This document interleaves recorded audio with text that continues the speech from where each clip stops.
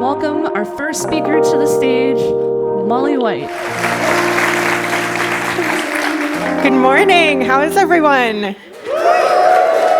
I love doing that. Cool. It's so great to be here. XOXO has been amazing.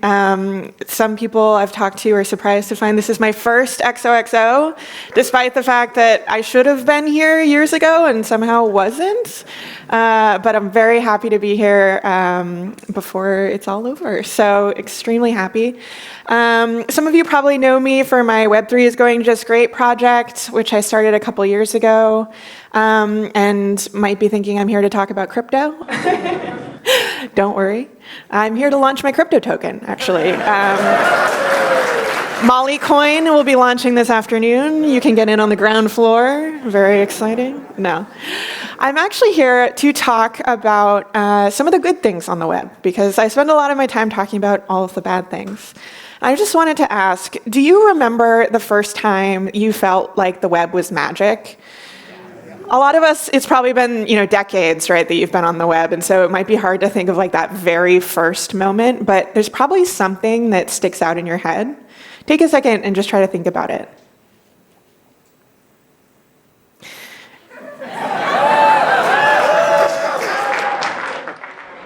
For me, it was Neopets. How many of you played Neopets? Any Neopets people here? Awesome.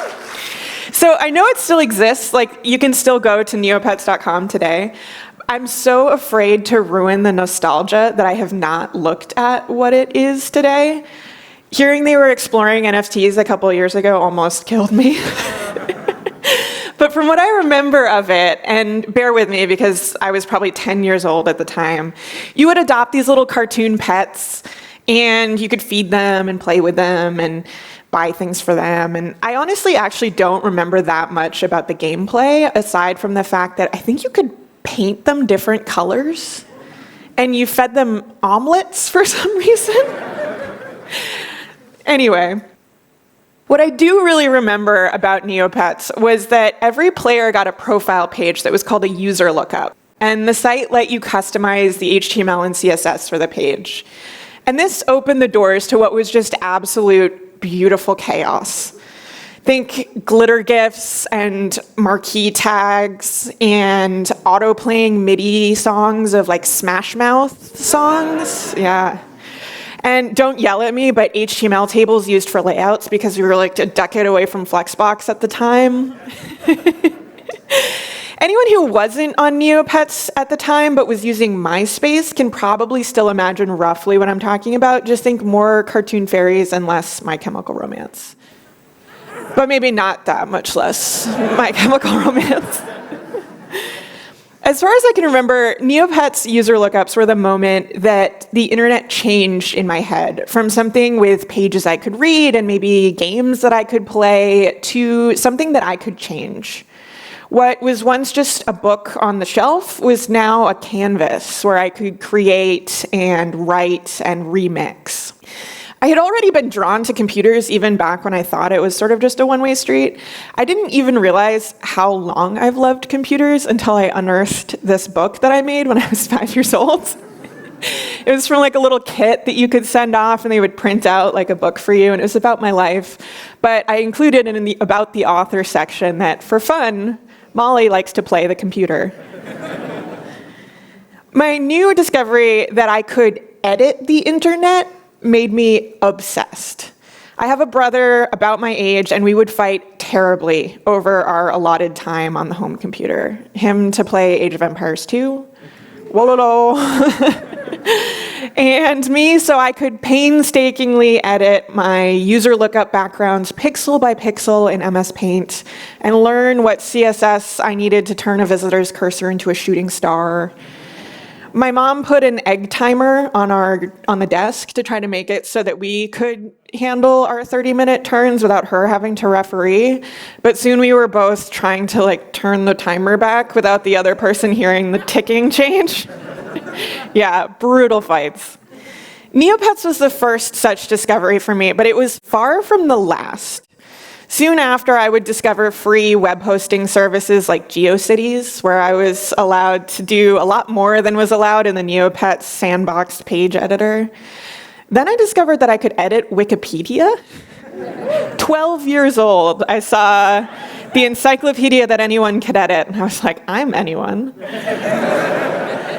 And they frowned upon the sort of HTML art projects that Neopets and GeoCities invited, but it was a place where I could contribute to and be a part of something that was much bigger than a page that had a hit counter that numbered in the tens.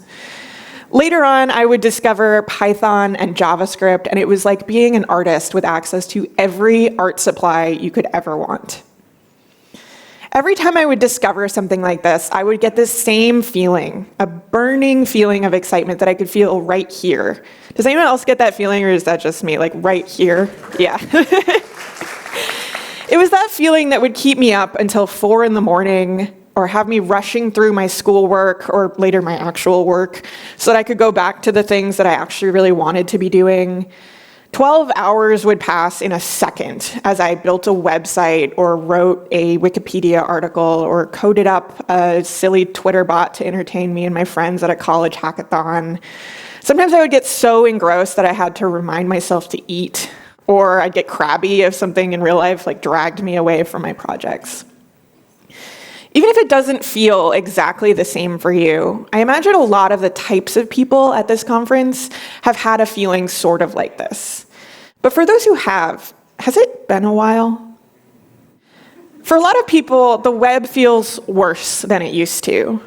Much of our time is spent on a handful of giant social networks that do everything they can to keep people in their apps for as long as possible, even if it has detrimental effects on the people who are using them or on the social networks themselves.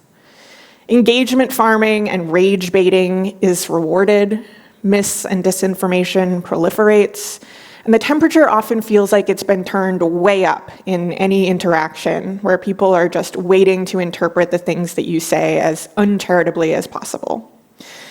Platforms we used to love have turned into shambling zombies as those who run them make clear that the wants of their users are little more than irritating requests to be ignored in search of ever more revenue. Websites outside of these handful of social networks are harder and harder to even find. And partially because of that, they have a harder and harder time sustaining themselves. What is out there is buried among ever-growing piles of useless content farm material or increasingly AI-generated garbage.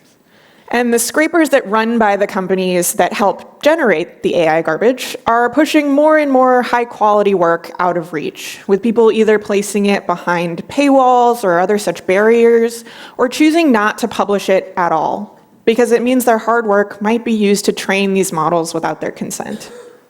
We're often being yanked around by tech companies that foist upon us what they think is going to be the next big thing. The blockchain, the auto-playing videos that are created by journalists whose bosses insist that video is the future of news, to metaverse tools that promise to make our Zoom calls into low-poly, nausea-inducing experiences with our coworkers, to generative AI assistants that we have to babysit as they bungle whatever it was that we were trying to do as they ship our private data off to probably low security servers somewhere. A lot of excitement around the early idealism of the web has broadly dwindled. There was naivety in that idealism, to be sure, that the web would solely be a force for good, something that would be breaking down barriers, bringing people together, allowing information to be free. But especially lately, it seems like the web has just become another tool of unfettered capitalism, as massive companies build ever higher walls around their internet empires, treating the people who use their software as resources from which to extract money and personal data. What is left for those of us who saw the web as an infinite canvas, a tool to reach those who we never could have dreamed of reaching before, a medium that could stretch the limits of what was even possible in an analog world? Judging by mainstream talking points about big tech and the coinage of terms like the techlash, to describe the much harsher opinion of tech companies compared to their earlier days, I think this is a fairly widespread feeling. So having said all this, would it surprise you to hear that now, more than ever, I feel that same burning feeling of excitement around what's possible? That's because what really sucks about the web these days, what has us feeling despair and anger, has everything to do with the industry that has formed around the web, but not the web itself. The web is still just a substrate on which anything can be built. Most importantly, the web is the people who use it, not the companies that have established themselves around it. And the widespread disillusionment that we're seeing may actually be a good thing. More people than ever have realized that the utopian dreams of a web that could only bring about positive and wonderful things might have been misguided. That tech companies maybe don't always have our best interests in mind.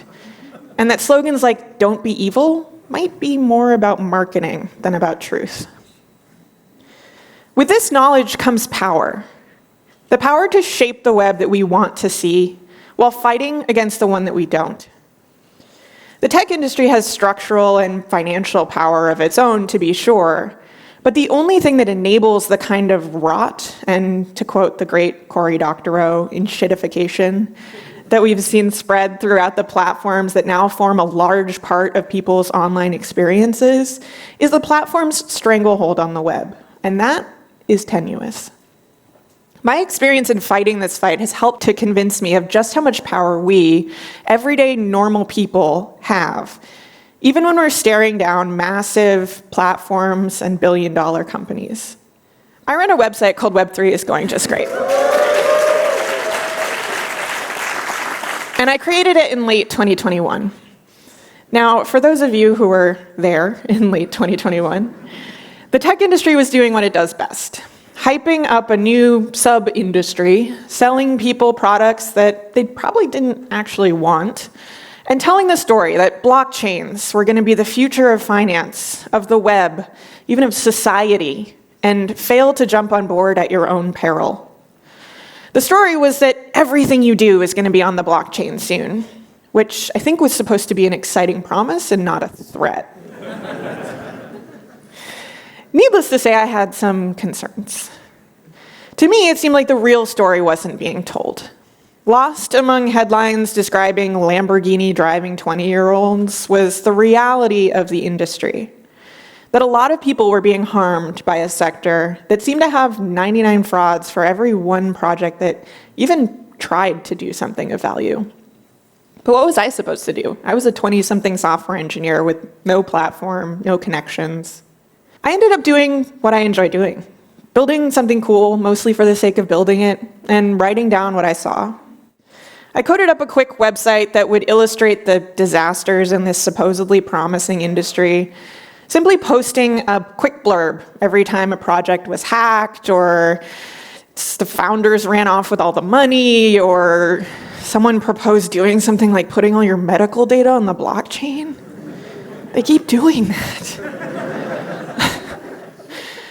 I thought the timeline layout might help illustrate the frequency with which this happens, and the flaming money counter might illustrate the unbelievable scale that this was harming people. I didn't think it would go anywhere. It would be just a fun little project to amuse me and a handful of friends who felt similarly about the emperor with no clothes moment that seemed to be playing out in front of us. But this simple act of building something interesting and somewhat different had an impact that I could not have anticipated. It turned out that people were starving for it. Something that would honestly describe what was happening right in front of them without the boosterism that had infiltrated even some of the more stoic tech platforms. Something that was independent from the executives who were trying to make blockchain into the next trillion-dollar industry, and from tech press that was often too willing to buy what they were selling. And even though I was a nobody, it had a major impact. By no means did I pop the crypto bubble, which mostly had itself to thank for the massive meltdown that would happen only a year or so after I started my website. But there was a notable shift in public perception that seemed to stem largely from projects like Dan Olson's mega-viral Line Goes Up video, independent bloggers who doggedly spoke out against the problems in the sector, and maybe even my own work. The lesson was clear. The tech industry, even with its billions of dollars, is not an indomitable force. Though they can and will ignore what people want from them, they cannot control what those people think. And the tide can turn against them. And it doesn't always take a job at the New York Times or a huge pre-established platform to become one of the voices speaking up, helping to turn that tide. Sometimes you just have to make something cool. And using the very same technology that enabled crypto guys to sell their scam tokens or the boosterist journalists to publish obsequious descriptions of companies that were really selling vaporware, or the crypto community to spam social media with promotions for their NFTs, I was able to do something a little different, to push back against that very same phenomenon. There are strong parallels, I think, between the crypto bubble a few years ago and what we're seeing in the web much more broadly. The tech industry has, for decades, been trying to convince us that the web is just the handful of platforms run by Meta and Google and a few others. That what we do and say and read on the internet has to be intermediated by one of these platforms, or augmented by one of their LLMs, or surfaced by their algorithms. If you'll excuse me, I shamelessly cribbed this graphic from a slide deck by Andreessen Horowitz where they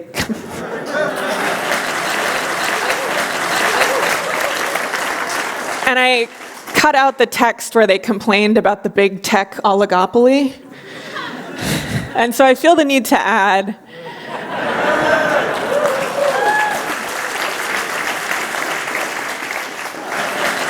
what they don't seem to realize is that in doing so, by reducing the web only to the types of expression that can happen within their cramped boxes, where you can't write more than 280 characters, or you can't publish your cool JavaScript-based art project, or you can't say the things that you want to say without getting deboosted by the engagement maximization machine, or you can't read what your friends are posting without the platform interjecting offensive troll posts or soulless AI-generated meme images. They're creating a thirst for everything outside of those boxes. A thirst for what the web really is, a medium, a conduit, a tool that is used by readers and artists and creators and explorers, not a gatekeeper that seems to be in an ever more adversarial relationship with everyone who uses it. I don't mean to pretend this will be easy. The tech oligopoly is a far bigger adversary than the cryptocurrency industry, which itself was hardly defeated and sort of like a hydra seems to be trying to come back. But the platforms I talk about are deeply entrenched to the point where many people barely use the web outside of them. They work to crush or acquire the businesses that emerge as potential competitors, and they use their money and influence to shape laws and regulatory apparatuses to their own advantages. But the platforms do not exist without the people, and there are a lot more of us than there are of them. The platforms have installed themselves in a position of power, but they are also vulnerable. They must do everything perfectly to maintain that position of power. Not enrage their users too much, not push the regulators too far, not miss any of those competitors who are seeking to take a portion of that power. And we have multitudes of options available to us. For one, it has never been easier to do cool things on the web. What used to be expensive and require a great deal of technical expertise is now becoming more and more accessible, both financially and technologically, by the day. More people than ever have access to the web, both in terms of access to devices, but also in terms of access to internet connectivity and software. What used to be the realm of the nerds and those with financial wherewithal to purchase expensive home computers, connectivity, software packages, is now home to people from all walks of life who bring new ideas, perspectives, and experiences that we often forget were in short supply during what some of us think of as the good old days of the internet. And so we, all of us, can build the projects we want to see, write the software that the big platforms won't, and create the services that people need. We can wire everything together, whether the platforms like it or not, to tear down the walls that they put up. We can modify the software, reverse engineer their systems, and wrestle back control of how we experience the web, even through these very platforms. We can share information and help people understand what is happening around them. We can teach others to build the things they want to build and share with one another the important and meaningful work that is being done. We can experiment with new development models that don't center around corporations or venture capital, and learn from some of the very successful online communities in open source or nonprofits and cooperatives where the focus is successfully kept on what members of those communities need. We can unionize as tech workers and journalists and artists and creators and push back against the companies that are warping the things that we love and regain some of that power to build the things that should exist, not just the things that are profitable. We can mobilize as activists, fighting for antitrust and privacy laws and the kinds of protections for reverse engineering and adversarial interoperability that we desperately need to have control over how our own devices function. And we can support emotionally, financially, and otherwise all of the people who are doing these very hard and very painful and very important things. We can build the web that we want to see, and we can return to that place where the web is a place of wonder, where all of us feel that same burning feeling of excitement as we push the web back towards the wonderful, beautiful, joyful place it used to be. I'm Molly White. You can find me there. That's my website.